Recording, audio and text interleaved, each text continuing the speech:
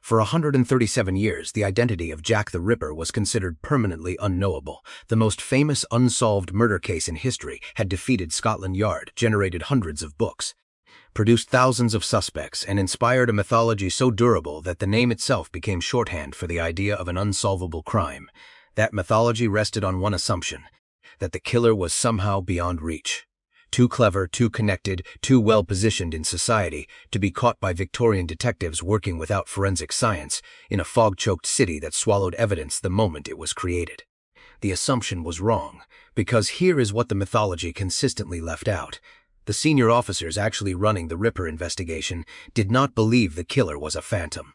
They believed they knew exactly who he was. They had a name. They had a primary suspect documented in internal police memos, and one of those officers, the man who oversaw the entire investigation, wrote that name in the margin of a book, privately, years after he retired, in a note that was never meant to be found. The DNA evidence recovered in 2019 from a silk shawl found at one of the crime scenes appears to confirm what Scotland Yard's most experienced detectives privately concluded more than a century ago. This is the full story: the science, the suspect, the world that produced him, and the reason the case stayed officially open for over 100 years, despite the answer being, in some form, available almost from the beginning. The object that changed everything. The case begins and ends with a single piece of fabric, a silk shawl, stained and deteriorated with age, allegedly recovered from the scene of the Ripper's fourth confirmed murder, Catherine Eddowes, killed on September 30th, 1888, in Mitre Square in the City of London, according to the account attached to it. The shawl was taken from the scene by a police sergeant who was present that night and passed down through his family as an inherited curiosity over the following decades. For most of the period, it was in private hands. The shawl was treated with deep skepticism by serious researchers. The Victorian-era Ripper memorabilia market was saturated with objects of dubious provenance. Sellers routinely attached dramatic stories to ordinary items. Experts who examined the shawl in the 20th century generally regarded it as likely inauthentic and moved on. In 2007, a businessman and amateur investigator named Russell Edwards purchased the shawl at auction. He was not acting on casual interest. He had spent years researching the Ripper case and had formed a specific theory about the killer's identity. He believed the shawl was genuine. He staked his money and his reputation on a plan to submit it to the kind of scientific analysis that had not existed when the murders occurred. Edwards located Dr. Jari Louhelainen, a molecular biologist at Liverpool John Moores University with specialized expertise in extracting and analyzing genetic material from ancient and degraded biological samples. The work Dr. Louhelainen was being asked to do sat at the outer boundary of what forensic genetics could accomplish. The shawl was more than 125 years old at the time of analysis. It had been handled by an unknown number of people across multiple generations. It had been exposed to light, air, moisture, and the accumulated contamination of more than a century of informal storage. Getting usable genetic material from it at all was considered unlikely by most specialists in the field. The team went ahead regardless. What the science actually did. The laboratory work focused on the biological stains visible on the shawl's fabric. The technique applied centered on mitochondrial DNA, a specific form of genetic material that behaves differently from the chromosomal DNA most people are familiar with. Mitochondrial DNA is not inherited from both parents. It passes exclusively through the maternal line, transmitted from mother to child in an unbroken sequence across generations. Because of the way it is structured, it is considerably more durable than chromosomal DNA in degraded samples. It survives conditions that would completely destroy conventional genetic material, which makes it the primary tool of choice when working with ancient biological evidence.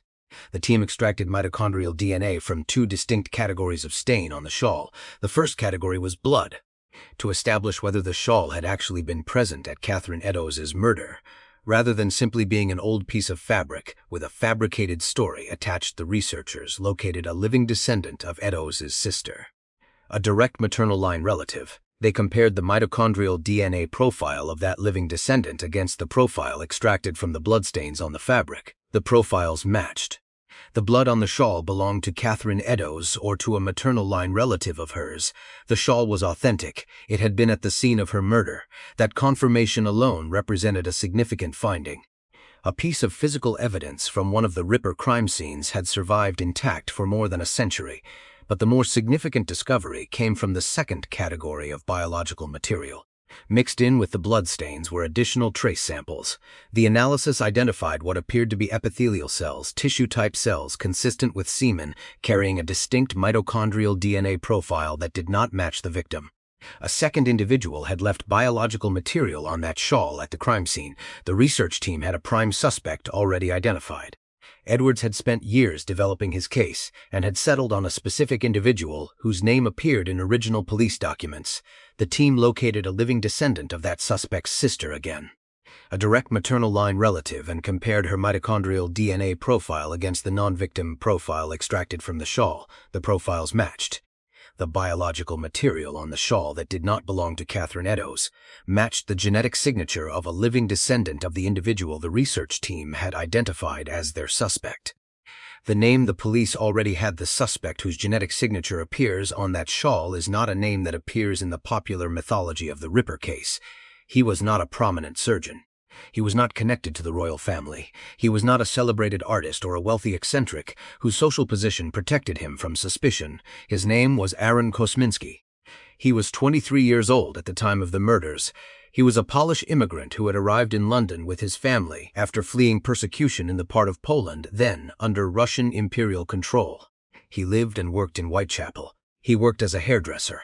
He was also, by all available accounts from people who knew him and from the medical records generated during his lifetime, a severely mentally ill man. Contemporary descriptions and retrospective psychiatric analysis suggest he suffered from what would today be diagnosed as paranoid schizophrenia. He experienced auditory hallucinations, persistent delusions, and episodes of extreme violence. He was documented as harboring an intense and specific hostility toward women. None of this is speculative reconstruction applied after the fact. It was known to the police investigating the murders at the time. Chief Constable Melville MacNaughton composed a confidential internal memorandum in 1894, 6 years after the murders, that named Kosminski as the primary suspect in the Ripper investigation. MacNaughton described him explicitly as a man who possessed a strong homicidal tendency and who was deeply averse to women. This document was not written for public consumption. It was an internal assessment by a senior officer summarizing the state of investigative knowledge after the case had gone cold, but the most significant private testimony belongs to Chief Inspector Donald Swanson. Swanson was not a peripheral figure in the investigation. He was the officer who oversaw the entire Ripper inquiry at the ground level, present throughout the most active phase of the manhunt in 1888. After his retirement, Swanson received a copy of his superior's published memoirs. In the margins of those memoirs, next to the passages discussing the Ripper case, Swanson handwrote a private annotation. He named Kosminski as the perpetrator, and noted that the man had been committed to an asylum where he subsequently died. Swanson wrote this for himself. It was a private reflection by the man who had run the investigation. Never intended for publication or public examination, it was discovered and made public only decades after his death. The murders attributed to Jack the Ripper ceased in 1888. Aaron Kosminski was committed to a mental asylum in 1891. He remained institutionalized for the rest of his life and died there in 1919. The timeline of the murders and the timeline of his removal from Whitechapel align precisely. The world that made him invisible, understanding why a man who was locally known, mentally ill, violent toward women, and on the police's private list of primary suspects, was able to commit multiple murders without being stopped, requires understanding what Whitechapel in 1888 actually was. The East End of London in the late Victorian period is routinely depicted in film and television through a visual language of atmospheric fog and gaslit cobblestones that aestheticizes what was, in reality, one of the most brutally impoverished urban environments in the industrialized world. The aestheticization misses the point entirely.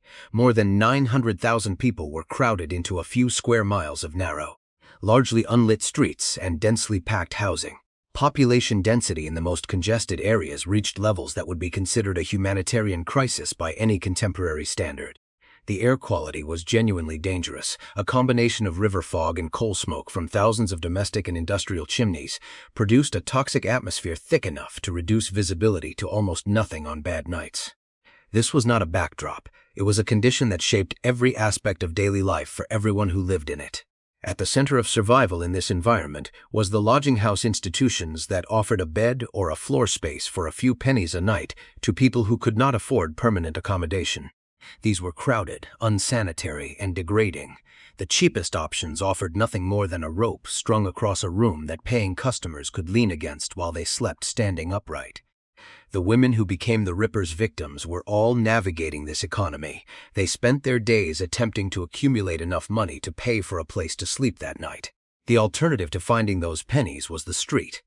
The murders happened because those women were alone in dark streets, late at night, engaging with strangers in an attempt to survive. They were not glamorous, they were not young, they were middle-aged women in desperate circumstances: Polly Nichols, Annie Chapman, Elizabeth Stride, Catherine Eddowes, and Mary Jane Kelly, each of them trying to make it through one more day in a city that had structured their lives around perpetual scarcity and provided them with no safety net of any kind. This environment did not simply provide cover for the killer. It supplied the conditions under which murders of vulnerable people in dark streets would go unwitnessed, would be slow to be reported, and would initially be treated as incidents rather than as a connected series. By the time the pattern became undeniable, physical evidence from the early scenes had been irretrievably lost. The police themselves were operating without the tools that we now consider fundamental to any serious criminal investigation. No fingerprinting, no blood typing, no systematic crime scene preservation, no ability to coordinate information rapidly across a large investigative team. When a body was found, crowds gathered immediately. Journalists arrived. The scene was compromised before any meaningful forensic work could be done. Witness descriptions collected in foggy streets at night varied so wildly between shabby and respectable, between young and middle-aged, that they produced no usable portrait of the suspect at all. Here is the question worth sitting with before you move to the next section. The police had Kosminski's name. They believed he was responsible. They could not prove it through the mechanisms available to them. What would have needed to change in technology, in investigative method, in social infrastructure for this case to have ended differently in 1888? Leave your answer in the comments. It says something interesting about how much of criminal justice depends on tools rather than on detection. The letters and the misdirection while the investigation was attempting to function in these conditions. A parallel event dramatically complicated it. The case acquired a media identity that redirected public attention and investigative resources in a direction that bore no relationship to the actual evidence. The Dear Boss letter arrived at a London news agency in late September 1888. It was written in a taunting, confident voice, promised further violence, and was signed with a name, Jack the Ripper, that instantly became the case's defining feature. The letter was reproduced in newspapers across Britain and eventually around the world. It generated thousands of copycat communications that flooded the investigative office with material that required sorting and follow-up at the cost of enormous time and attention. Modern forensic linguistics analysis and contemporary expert consensus have largely concluded that the Dear Boss letter was almost certainly a fabrication, probably the work of a journalist seeking to generate material that would increase public engagement with the story. It worked beyond any reasonable expectation. The name Jack the Ripper, invented either by the killer or by someone impersonating him, created a cultural mythology so powerful that it persisted for more than a century. One communication from the period stands on different evidential ground. The letter, known as From Hell, arrived with a small package containing what appeared to be a portion of a preserved human kidney. The letter claimed the organ had been taken from one of the victims. Catherine Eddowes' autopsies had noted the removal of her left kidney by the person who killed her. Whether the organ in the package was Eddowes' kidney was never definitively established with the technology available at the time. The real investigative damage done by the media environment was not the letters themselves. It was the diversion of public and institutional attention toward theories that the senior investigators already considered implausible. The notion that the killer must be a prominent figure, a physician, an aristocrat, someone whose social position explained both the apparent anatomical knowledge evident in some of the wounds and the failure to apprehend him, dominated public discourse throughout the period of the murders and for decades afterward. This framing was flattering to a certain kind of storytelling. It implied a sophisticated adversary who had defeated an entire police force through superior intelligence or protected social status. It made the case into a puzzle worthy of the attention it received, and it was, in the assessment of the officers who were actually working it, probably wrong. The man they believed was responsible was not a prominent physician. He was a disturbed young man who lived in the neighborhood, knew the streets, and had access to the women most vulnerable to him. The phantom, the public imagined, was a narrative construction. The reality was considerably more mundane and, in its own way, more disturbing.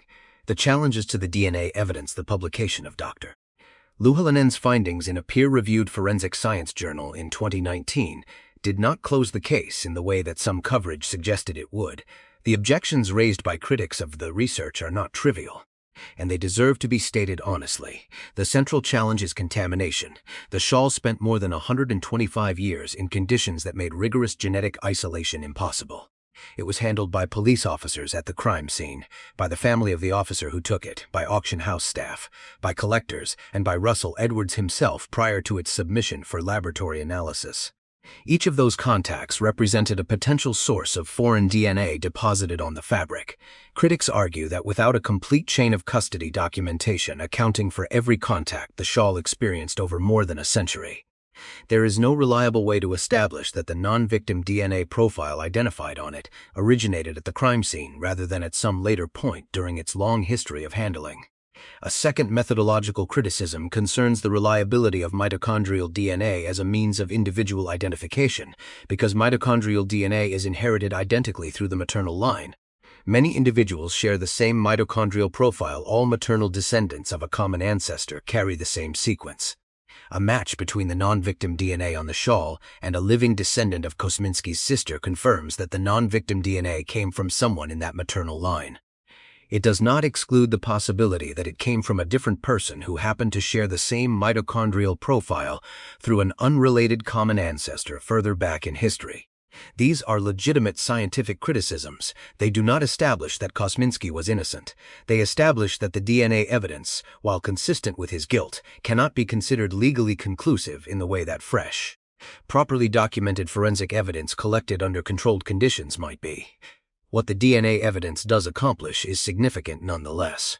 It is consistent with a suspect already identified through independent investigative lines: the internal police assessments, the McKnighton Memorandum, the Swanson Marginalia, the timeline of the murders, and the institutionalization.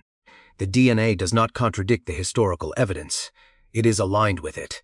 The question is whether the combination of circumstantial and scientific evidence, each supporting the other, crosses the threshold from probable identification to confirmed identification. That is a judgment call that depends partly on the standard being applied. What the case actually reveals: the Jack the Ripper case is routinely framed as a mystery, the unsolvable crime, the phantom who defeated one of the world's most sophisticated police forces and vanished into legend. That framing is compelling. It is also, in an important sense, misleading. The senior officers who ran the investigation did not believe they were defeated by an unknowable adversary. They believed, on the basis of their direct investigative experience, that they knew who was responsible. They were prevented from acting on that belief not by the cleverness of the perpetrator, but by the absence of the evidentiary tools that would have been necessary to build a prosecutable case.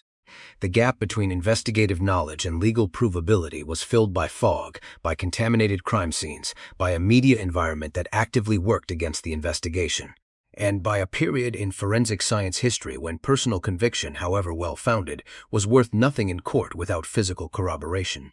That gap between what experienced investigators believed and what could be proven is not unique to the Ripper case. It appears in virtually every major unsolved crime from the pre-forensic era. What the DNA work of 2019 did, whatever its methodological limitations, was to provide a form of physical evidence consistent with what those investigators already believed. It moved the case from privately concluded to scientifically supported. Whether that meets the standard of proof required for any formal declaration of closure depends on which standard is being applied. What it does not do is restore the 5 women who died in Whitechapel in 1888 to the dignity and specificity they deserve and rarely receive: Polly Nichols, Annie Chapman, Elizabeth Stride, Catherine Eddowes, Mary Jane Kelly. Each of them had a life before the autumn of 1888. Each of them existed in the full complexity that every human being exists in, with histories and relationships and the specific weight of their particular circumstances. The story of the Ripper case has overwhelmingly been told through the lens of the perpetrator. The mythology attached to him has consumed most of the available attention.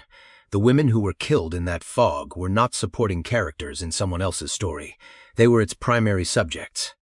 Aaron Kosminski was a 23-year-old man living in the neighborhood where the murders occurred. He was mentally ill. He was violent. He was documented in police records as a primary suspect. He was committed to an asylum in 1891 and never released. The murders stopped when he was removed from the streets. The DNA on a silk shawl found at the scene of Catherine Eddowes' murder is consistent with his genetic profile. The legend of Jack the Ripper, the mastermind, the phantom, the figure who baffled civilization and vanished into darkness, was always a story the public told itself because it preferred a sophisticated mystery to an ordinary and painful truth. The truth is that 5 women were killed by a disturbed local man in a neighborhood so poor and so chaotic that the standard tools of justice could not function. The murders were not unsolvable. They were unsolved, which is a very different condition, and one that tells us something specific about whose lives were considered worth protecting in 1888.